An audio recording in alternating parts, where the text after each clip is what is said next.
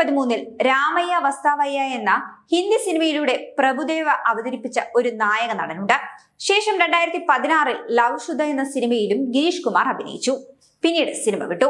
പക്ഷെ അദ്ദേഹത്തിന്റെ ആസ്തി ഇന്ന് 8500 കോടി രൂപയ്ക്ക് മുകളിലാണ്. മൊത്തം ആസ്തി ഇന്ന് 8500 കോടി രൂപയ്ക്ക് മുകളിലാണെങ്കിലും ഇദ്ദേഹത്തിന്റെ വ്യക്തിഗത സമ്പാദ്യം എന്ന് പറയുന്നത് 2164 കോടി രൂപയാണ്. ഗിരീഷ് കുമാറിന്റെ പിതാവ് എസ് തോരാനി ബോളിവുഡിലെ മുതിർന്ന നിർമ്മാതാവാണ്. പുറമെ ടിപ്സ് ഇൻഡസ്ട്രീസ് എന്ന കമ്പനിയും നടത്തുന്നു. ഇന്ന് ഗിരീഷ് കുമാർ ഈ കമ്പനിയുടെ CEO ആണ്. ടിപ്സ് ഇൻഡസ്ട്രീസിന്റെ നിലവിലെ വിപണി മൂല്യം എന്ന് പറയുന്നത് 8533 കോടി 40 ലക്ഷം രൂപയാണ്. ഗിരീഷ് കുമാറിന്റെ ഇന്നത്തെ സ്വത്തുക്കൾ കൂട്ടി നോക്കിയാൽ ബോളിവുഡിന്റെ മുൻനിര നായകന്മാരായ രൺബീർ കപൂർ, രൺവീർ സിംഗ്, ആമിർ ഖാൻ എന്നിവരുടെയും മുഴുവൻ ആസ്തികൾക്കും മുകളിലാണ്. സിനിമ ഉപേക്ഷിച്ചിട്ടും ഇന്നും ബോളിവുഡിലെ സമ്പന്നരായ നടന്മാരിൽ ഒരാളായി നിലനിൽക്കാൻ ഗിരീഷ് കുമാറിന് ബിസിനസ്സിലൂടെ സാധിക്കുന്നു.